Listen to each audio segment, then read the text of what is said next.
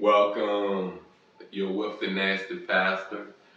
I'm back with another reading, another chapter reading. I'm back with the introduction of Stolen Legacy. The author is George G. James.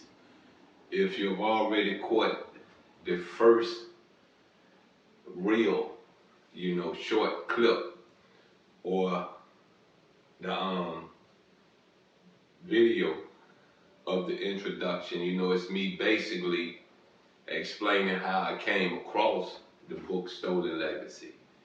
And if you haven't viewed that, I'm gonna catch you up. I had to do some prison time, and during my stay in prison, I started going to the law library. From the law library, I started going to the regular library, and that's where I found Stolen Legacy. And like I said, I had nothing but time. You know what I mean? So I started getting knowledge of myself. You know what I mean? And I'm glad I did. I'm very glad I did.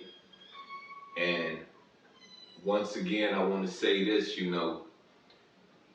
let's keep building the black culture. Let's keep figuring out answers, solutions to the issues, to the problems within the black culture.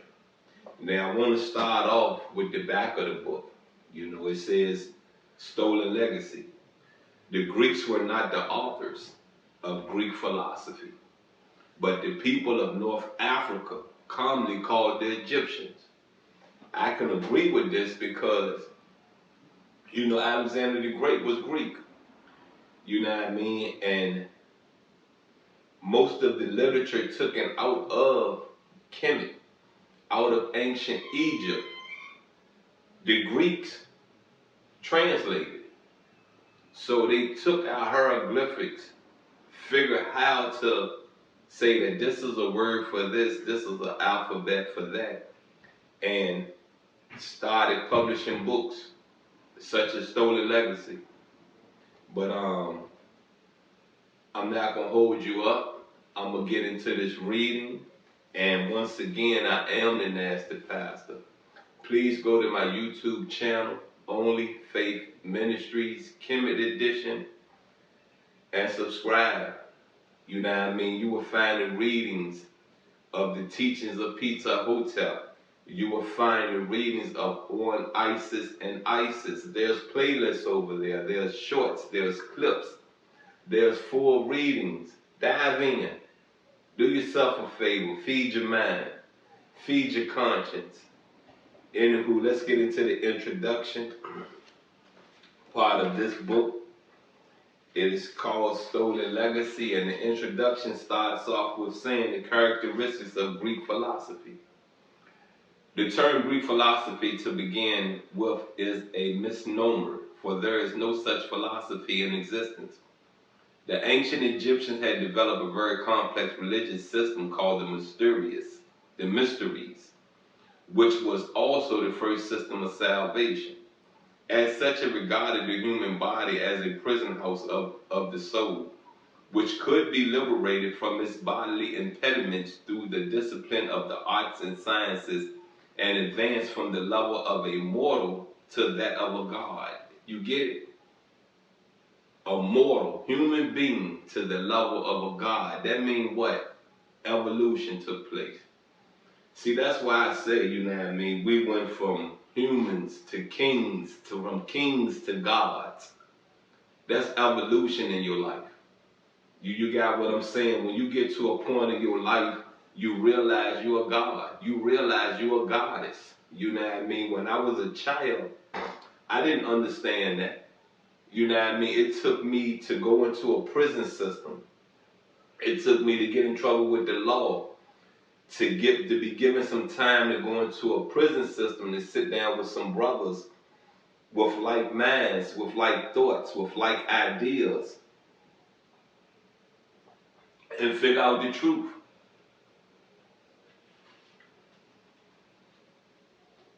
This was the notion of the summum bonum, or greatest good, to which all men must aspire. And it also became the basis of all ethical concepts. The Egyptian mystery system was also a secret order, and membership was gained by initiation and a pledge to secrecy. The teaching was graded and delivered orally to the neophyte. And under these circumstances of secrecy, the Egyptians developed secret systems of writings and teachings and forbade their initiates from writing what they had learned. After nearly 5,000 years of prohibition against the Greeks, they were permitted to enter Egypt for the purpose of their education. First through the Persian invasion, and secondly through the invasion of Alexander the Great from the 6th century BC. Therefore, to the death of Aristar, which is 322 BC. The Greeks made the best of their chance to learn all they could about Egyptian culture. Most students received instructions directly from the Egyptian priests, but after the invasion by Alexander the Great, the royal temples and libraries were plundered and pillaged, and Aristotle's school converted the library to Alexandria into a research center. There is no wonder then that the production of the unusually large number of books ascribed to Aristotle was proved a physical impossibility for any single man within a lifetime.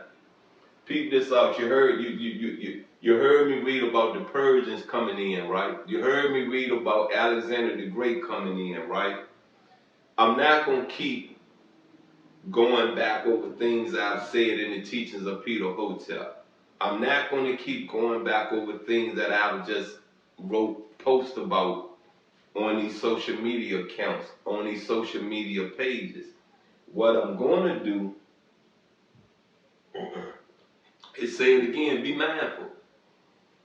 Be mindful to the things you have learned. Be mindful to the things you have heard. Be mindful to the things that is so much common in your world that it holds some truth in it. It holds some reality in it. So you know what I mean? Peep this out. The greatest gift back then was knowledge, was literature. You feel me? These precious metals, these precious stones, it was nothing. Nothing. You could walk down the streets. You could walk on the ground back then and there's a diamond for you. That's some gold for you. That's some silver for you. That's some bronze for you. That's some brass for you. You didn't have to dig deep. It was coming up out the ground. You feel me? The earth was rich. But man, you got me? Man was poor. You got what I'm saying? We had to fend for ourselves. We had to figure how to build. We had to figure how to cook. We had to figure how to hunt our food. You feel me? We had to figure a lot out to form a civilization.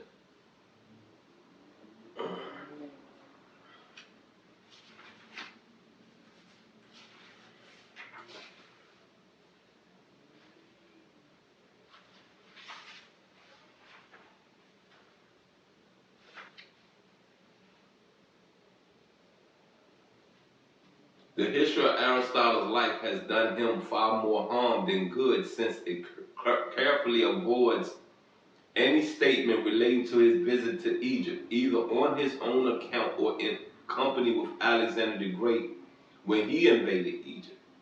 This silence of history at once throws doubt upon the life of achievements of Aristotle. He is said to have spent 20 years under the tutorship of Plato, who is regarded as a philosopher, yet he graduated as the greatest of scientists of antiquity. Two questions might be asked. How could Plato teach Aristotle what he himself did not know? Why should Aristotle spend 20 years under a teacher from whom he could learn nothing? This bit of history sounds incredible, again, in order to avoid suspicion over the extraordinary number of books ascribed to Aristotle. History tells us that Alexander the Great gave him a large sum of money to get the books. Here again, the history sounds incredible, and three statements must here be made.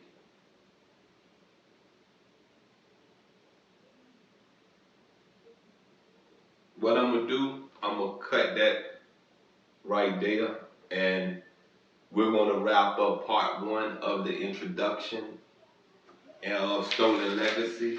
And there were two questions for you, you know what I mean? Why should Aristotle spend 20 years under a teacher from whom he could learn nothing? The first question, how could Plato teach Aristotle what himself did not know? You feel me? Peep this out. You can learn from a dummy. You can learn from someone less educated than you. You can learn what not to do. You can learn what to do. You know what I mean? So I say this to you, you know what I mean? I know who Aristotle was, I know who Plato was, I know who Confucius, I know who all these philosophers was because I read about them before.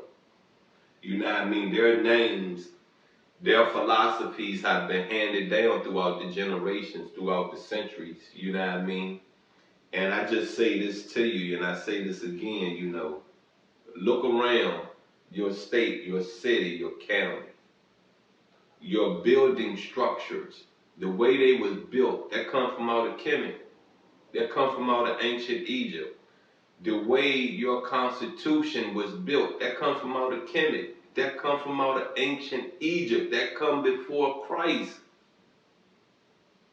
The way that the military, I don't care if you're over Europe, I don't care if you're in America, I don't care if you're over Asia, I don't care if you're in the Middle East, the way your military was structured, that come from out of Kemet. That come from out the Middle East. That come from out, that come from out of Kemet. That come from out of ancient Egypt. You feel me? Look, we was a successful culture. We was the first culture to build a civilization upon this rock. Why should we be the last? Why should we be the last to enjoy the fruits of this rock? Anywho, once again, I am the Nasty Pastor. We have just wrapped up part 1 of the introduction of Stolen Legacy. Peep this out. Love you. If I don't love you, don't nobody else love you. I'm out.